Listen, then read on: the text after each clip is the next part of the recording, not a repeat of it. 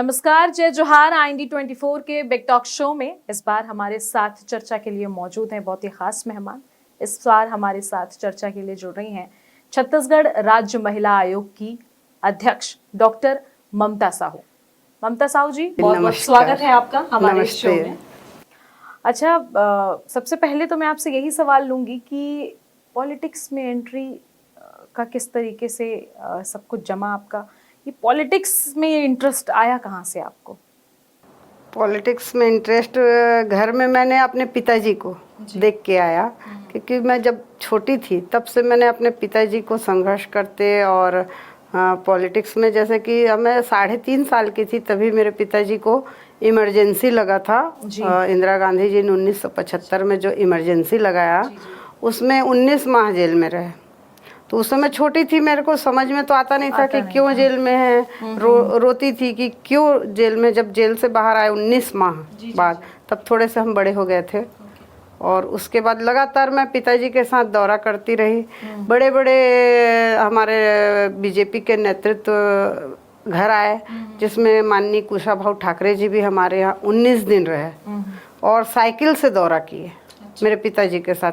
मेरे पिताजी जंगल का ठेका लेते थे और साइकिल में दौरा करते थे। तो साइकिल में मतलब कुशाभाऊ ठाकरे भी गए साथ में दौरा किए। फिर उसके बाद माननीय अटल बिहारी वाजपेयी जी 4 बार धमतरी प्रवास हुआ, उसमें 3 बार हमारे यहाँ आए। उसमें से 1 बार उनका भोजन का भी था 1989 में। तो ये सब चीज़ बचपन से देखी हूँ, तो इच्छा जागृत हुई। अच्छा, पॉलिटिक्स में आना है और ये महिला आयोग का पद आपको मिलना, अध्यक्ष का पद आपको मिलना, सेवा करना सोचा था या फिर पहले से सोच रखा था कि किसी पद श्रेणी पर जाकर ही आपको सेवा देनी है? सेवा मतलब मैं तो बचपन से ही सेवा कर रही हूँ।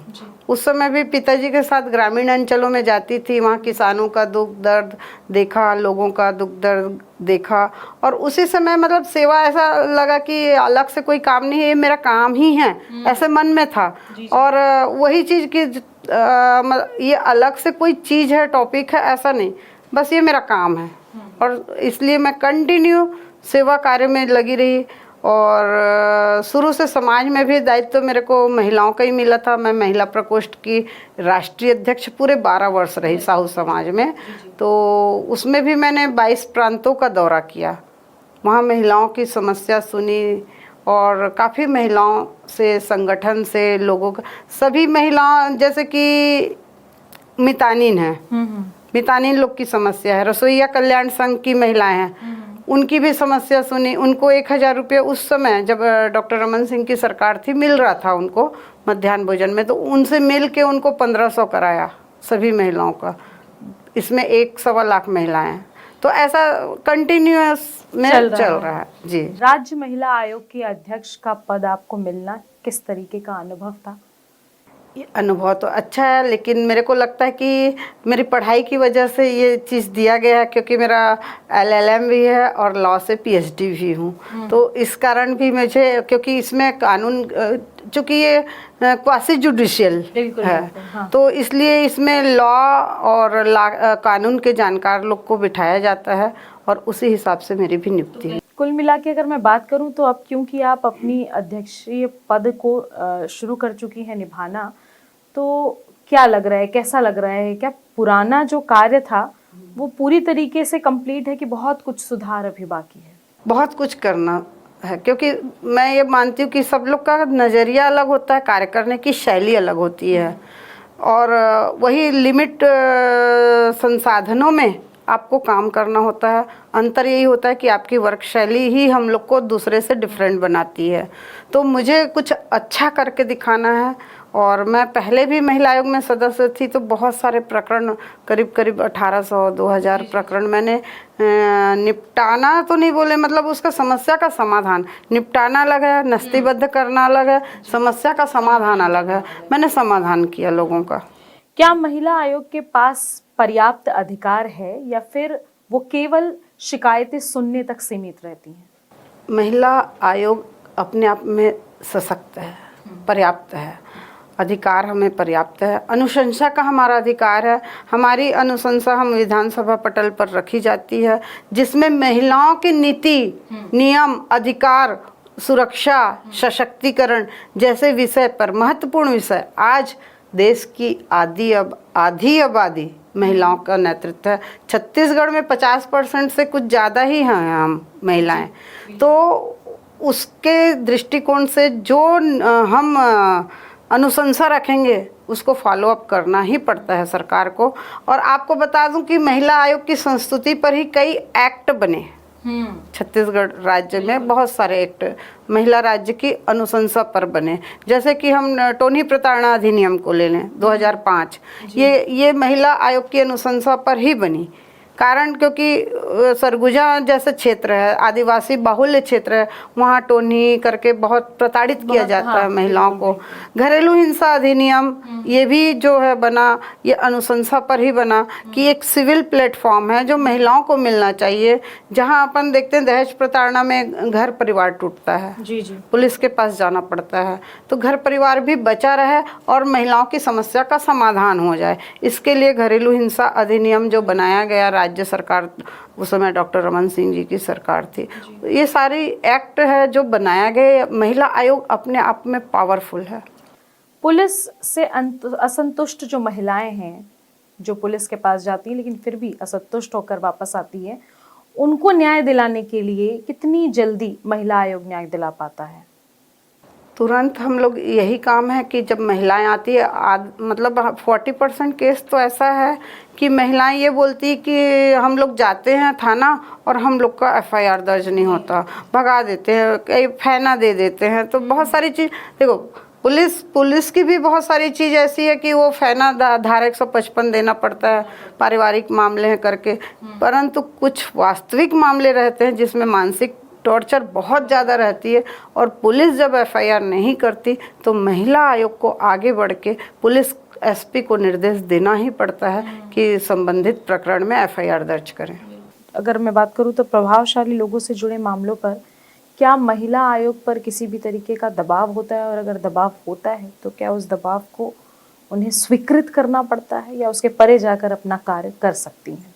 देखिए, आपको जो व्यवहारिक बात है बताती हूँ, कुछ प्रकरणों में दबाव आते हैं, लेकिन हम उसको कैसा हैंडल करते हैं ये हमारे ऊपर डिपेंड करता है कि दबाव सही है कि गलत है, हमारा कॉन्शियस उसको गवाही दे रहा है नहीं दे रहा है, उस पर डिपेंड करता है। तो उसको उस तरीके से फिर हैंडल किया जाता है। ममता जी, महिला सुरक्षा कानून बनाए गए हैं, बहुत सारे दावे किए जाते हैं, महिला आयोग भी बनाया गया है, उसके बावजूद भी क्या वजह है कि महिलाओं पर जो अपराध है वो रुकने का नाम नहीं ले रहे हैं? देखिए, कानून सबका है। आप देखेंगे तो पुरुषों के लिए भी कानून बना है, लेकिन अपराध होता है, अपराध होता है करके ही कानून बना है ना। जनसंख्या में वृद्धि हो रही है तो उतने ही अपराध भी वृद्धि होगा, और कानून भी नए नए परिवर्तनशील बनते ही रहेंगे। नए नए कानून वक्त परिस्थिति के अनुसार जैसे बदलती है, कोई भी चीज़ बदल रहा है तो उसके हिसाब से कानून बनता है। पॉक्सो एक्ट आया बाद में, क्योंकि बहुत ज़रूरत थी, स्कूल कॉलेजों में ये शिकायतें ज़्यादा आई, तो कानून तो बनते रहेगा। लेकिन अपराध क्या है, हमारी जनसंख्या भी बढ़ रही है तो अपराध भी उस हिसाब से बढ़ते रहता है। बस व्यवस्था यदि संभालना है तो कानून जो बना है उसके क्रियान्वयन की हम उचित क्रियान्वयन करेंगे तो अपराध की संख्या कम होगी। राज्य महिला आयोग के रूप में आपने अपना अध्यक्ष के रूप में अपनी भूमिका तो आप अदा कर ही रही हैं, लेकिन अगर मैं आपसे पूछूं कि आने वाले समय के लिए क्या कुछ टेंटेटिव प्लान्स ममता जी लेकर आई हैं, क्या कुछ नया लेकर आई हैं, और महिलाओं को वो प्लान्स कैसे नई सुरक्षा की ओर ले जाएगा, तो उसमें क्या क्या शामिल रहेंगे? महिला आयोग का सबसे बड़ा काम तो महिलाओं की गरिमा का सम्मान, महिलाओं को सशक्त बनाना। तो उसके लिए खाली जन सुनवाई ही पर्याप्त नहीं है, उसके लिए हमारे पास अभी बहुत सारे कार्य योजना तैयार किए हैं, जिसमें हम जैसे कार्यस्थल पर यौन उत्पीड़न, अभी एक एक्ट है ये 2013 का, लेकिन बहुत से लोग को ये पता नहीं रहता है कि ये एक्ट है और इसके अंतर्गत इंटरनल कंप्लेंट कमेटी बनती भी है, क्या बनती। तो ये सब चीज़ के लिए हम लोग ट्रेनिंग लगाएंगे। एक संभाग स्तर पर पहले लगाएंगे, उसके बाद जिले तक जाने की है। और जैसे जन सुनवाई करते हैं तो एक बस्तर क्षेत्र है, सरगुजा क्षेत्र है, वहाँ के लोग जैसे नहीं आ पाए रायपुर तक, तो मेल से भी अपना बात भेज सकते हैं। दूसरा, हम स्वयं वहाँ तक जाएंगे, उस जसपुर जाएंगे। हमारा जो सितंबर माह है ना, 5 संभाग का 5 सुनवाई हम लोग तय कर दिए हैं कि 5 सुनवाई होगी 5 संभाग में, जिसमें एक बस्तर का भी है, एक सरगुजा का भी है, बिलासपुर है, दुर्ग है, रायपुर है। रायपुर में तो कंटिन्यू हम कर रहे हैं, महीने में 2 दिन हम जन सुनवाई रायपुर में करते हैं। उसके बाद अभी कल ही मैंने दुर्ग में भी सुनवाई की है, वहाँ भी हम लोग 28 प्रकरण लगाए हुए थे। तो ऐसे जितना अधिकतम से अधिकतम, रायपुर में हमने 65 प्रकरण 2 दिन में लगाए।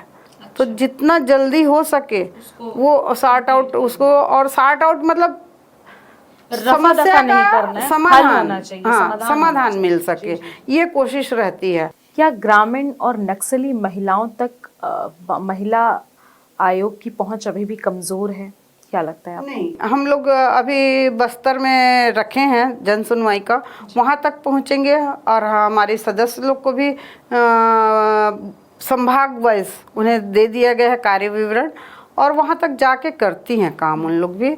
और हम स्वयं जाके वहाँ पे जो महिला हैं, आदिवासी अंचल की महिलाएं हैं, दलित महिलाएं हैं, वहाँ तक हमारी पहुँच हो और आसान हो प्रक्रिया को। जैसे कि रजिस्ट्रेशन की प्रक्रिया को आसान करने के लिए मेल से भी आप भेज सकते हो, व्हाट्सएप से भी आप भेज सकते हो, किसी के द्वारा फ़ोन करके भी भेज सकते हो। यदि किसी महिला को लिखना नहीं आया और वो यदि रायपुर कार्यालय आ गई हैं, तो हम स्टाफ भी उपलब्ध कराते हैं कि बैठो, इनको कागज़ दो और आप लिख के दो और उनको पढ़कर हस्ताक्षर कराओ। अच्छा। ये सारी सुविधा, और किसी से भी रूडली बात नहीं करना है। मैंने आते ही सबसे पहले पूरे स्टाफ को ये कहा कि रूडली किसी से बात नहीं करनी है, पोलाइटली बात करनी है, क्योंकि महिलाएं पहले ही रोती हुए आ रही हैं, तो उसको और अधिक रुलाना नहीं है। ममता जी, कुछ एक ऐसी महिलाएं भी होती हैं जो बहुत सारे डोमेस्टिक वायलेंस के केस सहने के बावजूद भी पुलिस के पास तो वो जा नहीं पाती, क्योंकि उन्हें लगता है कि पता नहीं कैसे होगा, क्या होगा। महिला आयोग की सुविधा दी गई है, लेकिन बावजूद उसके वो वहां भी आने में हिचकती हैं। उस तरह की महिलाओं को आप किस तरीके से संदेश देंगी, कैसे उन्हें संतुष्ट करेंगे कि अगर आप पर किसी भी तरीके का कोई डोमेस्टिक वायलेंस होता है तो आप बिल्कुल महिला आयोग आइए और आपका कार्य होगा? बिल्कुल निश्चित ही मैं सभी महिलाओं को ये कहती हूँ कि महिला आयोग में आपको डरने की ज़रूरत नहीं है। हम एक प्रशासनिक पावर समझ के यहाँ मत आइए। आप महिला आयोग में एक सखी की तरह आपको व्यवहार मिलेगा, हम आपकी दोस्त की तरह व्यवहार करेंगे और बिना डरे निर्भीक होकर आप महिला आयोग में आप अपनी बात रखें। आपकी बात जिसको गोपनीय है उसको गोपनीय रखेंगे और जो बात बाहर बताने की उसको बताएंगे और आपका हर संभव प्रयास करेंगे समस्या का समाधान के लिए। और मैं तो जहाँ जहाँ जाती हूँ, जिस ज़िले में जाती हूँ, मैं यही और जिस मंच में भी जाती हूँ वहाँ यही बात करती हूँ कि महिला आयोग महिला के सम्मान के लिए है और आप लोग यहाँ एक सखी की हैसियत से आइए, सखी की तरह आपके साथ व्यवहार किया जाएगा और आपकी समस्याओं का समाधान किया जाएगा। बहुत बढ़िया। इसके अलावा अगर मैं बात करूँ तो कुछ एक आध ऐसी महिलाएं होती हैं, पॉलिटिक्स आपने ज्वाइन किया, आपने बताया कि आप पढ़ी लिखी हैं, आप चाहे तो वकालत की उधर भी जा सकती थी, आपने पॉलिटिक्स चुना।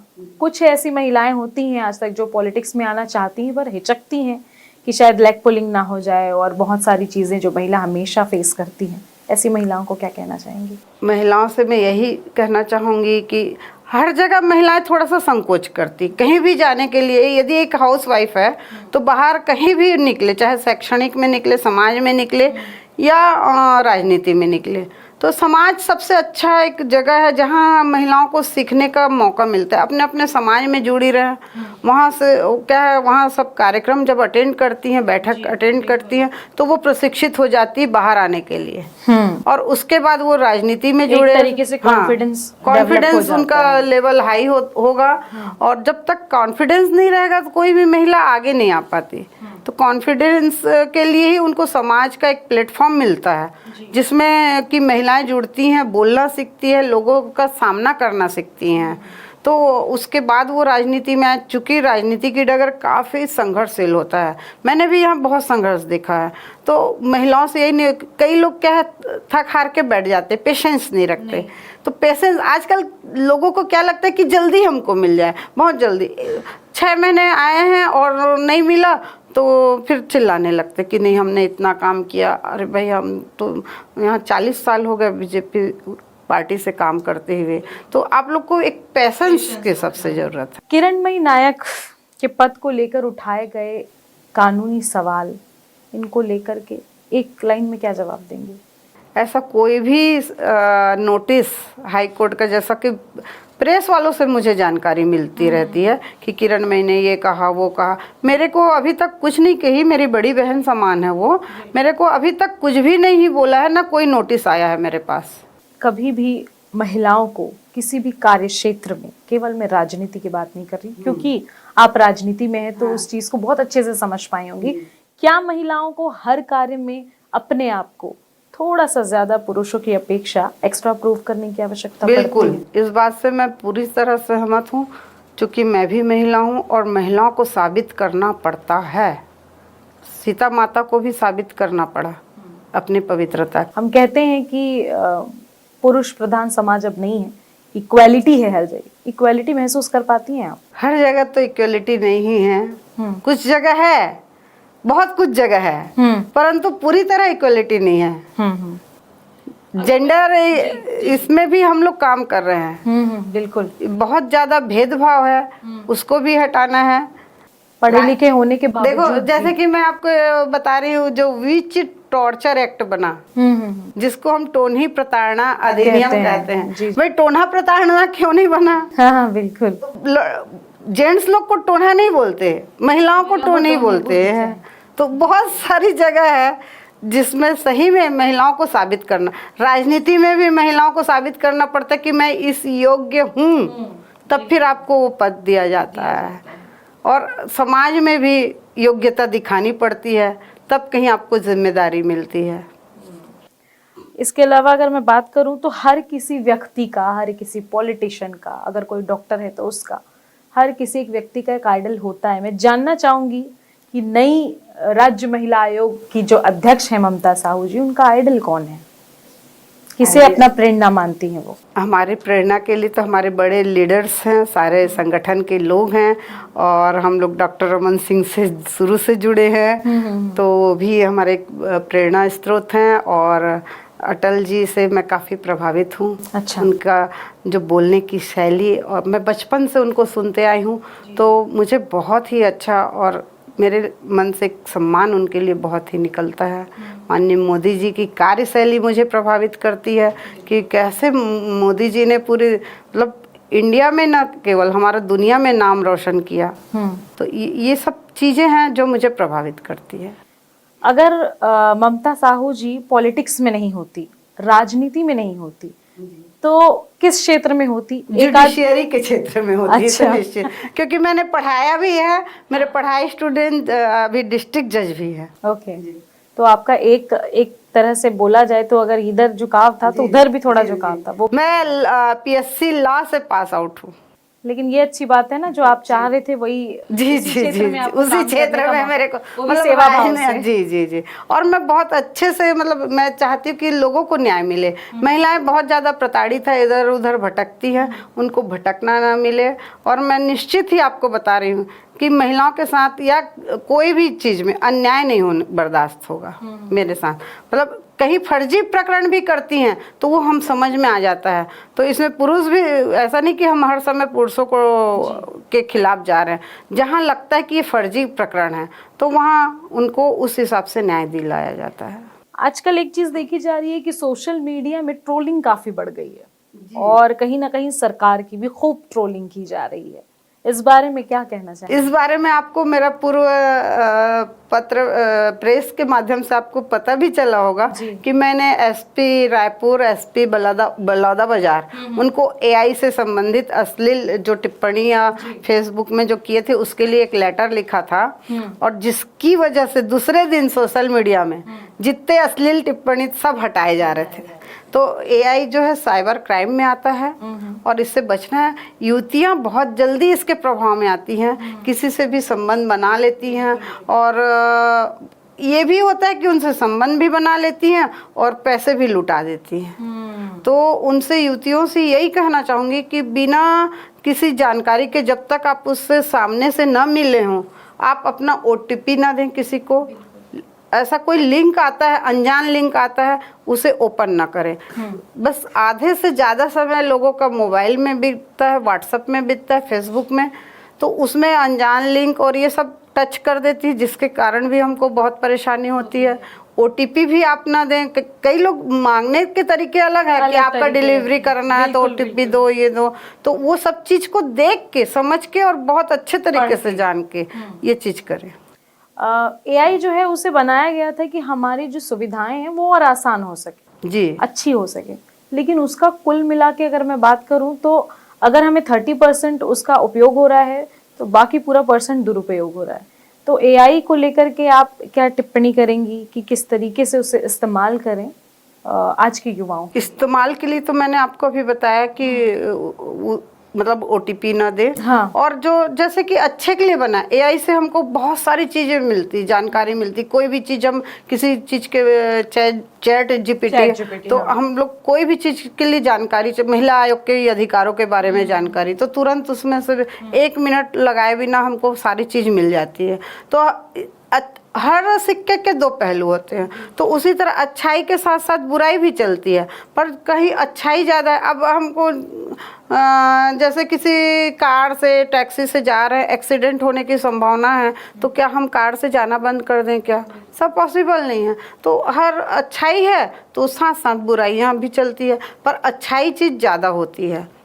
खाली समय में, फ्री समय में ममता साहू जी क्या करना पसंद करते हैं? मेरे को तो अभी खाली समय मिल ही नहीं रहा है, परंतु जैसे ही खाली समय मिलता है मैं अध्यात्म के बारे में ज़्यादा जानकारी लेना चाहती हूँ गूगल से कि कहाँ क्या किताब पढ़ती हूँ आप? तो नहीं, मैं आजकल तो हमारे गुरु गूगल ही है, तो ज़्यादातर मैं धार्मिक जगहों का खोज करते रहती हूँ कि यहाँ कहाँ क्या है। जैसे कि मेरे को एक पिलवा वाले हनुमान जी मिले ग्वालियर के पास, जो जितना लड्डू डालो तो हो जाते। तो ऐसा फिर मैं तुरंत चली गई, 1 हफ्ते के अंदर वहाँ चली गई, दर्शन करके भी आ गई। अभी जैसे गोबर के हनुमान जी, तो वो मैं अपने लोगों को लेके गई और उसको फेसबुक में भी डाला ताकि लोग उसको जाने। 350 वर्ष पुराना। तो इस तरह मैं ज़्यादातर अध्यात्म का ही खंगालते रहती। आपकी नज़र में एक अच्छी महिला नेत्री की खूबी क्या होनी चाहिए? महिला नेत्री की खूबी सबसे पहला ईमानदार। जिससे भी जुड़े हो आप उनके प्रति ईमानदार रहो। जिस संस्था से आप जुड़े हो उसके लिए ईमानदार, और अच्छा आगे बढ़ना है आपको तो ईमानदारी के साथ साथ अनुशासन, ये बहुत जरूरी है महिलाओं के लिए। और महिलाएं लूज टॉक ना करें। महिलाएं फंसती वही हैं जहां लूज टॉक करती हैं। बिल्कुल बिल्कुल। तो लूज टॉक करना जिस दिन महिलाएं बंद कर देंगी तो अपने आप में आधा कंट्रोवर्सी हमारा बंद हो जाएगा। ममता साहू को राजनीति से अलग सिर्फ एक शब्द में अगर परिभाषित करना हो तो कैसे परिभाषित किया जा सकता? खुद को मैं बिना राजनीति के यही परिभाषित कर सकती हूँ कि आप जहाँ भी रहें सशक्त रहें, अपना मतलब सम्मान को नीचे न गिरने दें और अच्छे से आत्मविश्वास से काम करें। जहाँ भी जाएं आत्मविश्वास से काम करें। महिलाओं को अपने अंदर के कॉन्फिडेंस को बढ़ाने के लिए क्या टिप्स देंगी? अंतिम शब्द। महिलाओं को जानकार होना बहुत ज़रूरी है। जब हम कॉन्फिडेंस लेवल हमारा वहीं पे लूज़ होता है जब उस विषय की हमको जानकारी नहीं होती। तो जैसे आपने कहा ना कि खाली समय में आप क्या करते हैं, तो ज्ञान अर्जन करना चाहिए। बिल्कुल। कोई भी टॉपिक है उसका ज्ञान आप अर्जन करिए तो आपका कॉन्फिडेंस ऐसे ही हाई होगा।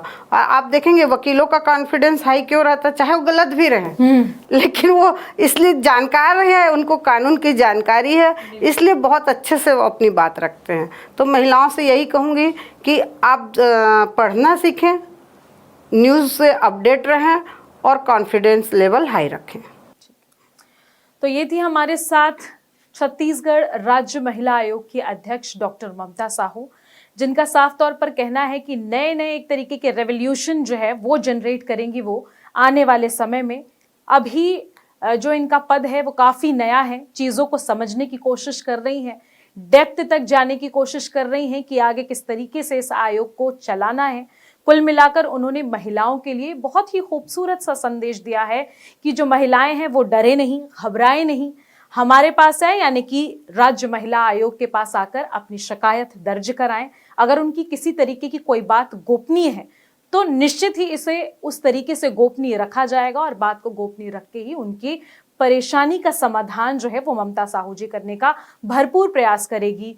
अगर मैं बात करूं सोशल मीडिया की, उसको लेकर उन्होंने एक संदेश दिया है, एआई अच्छा है, उपयोग करें पर दुरुपयोग से बचें।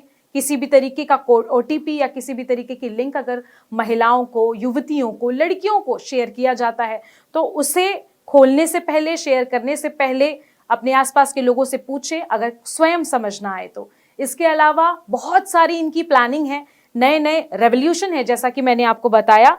लंबे समय में इसे राज्य महिला आयोग को किस तरीके से आने वाले समय के लिए हाईटेक करना है, इसकी पूरी प्लानिंग जो है ममता साहू ने करके रखी है। आने वाले समय में उसे वो जरूर इम्प्लीमेंट करेंगे। तो बहुत बहुत धन्यवाद हमारे शो में जुड़ने के लिए। ठीक, थैंक यू।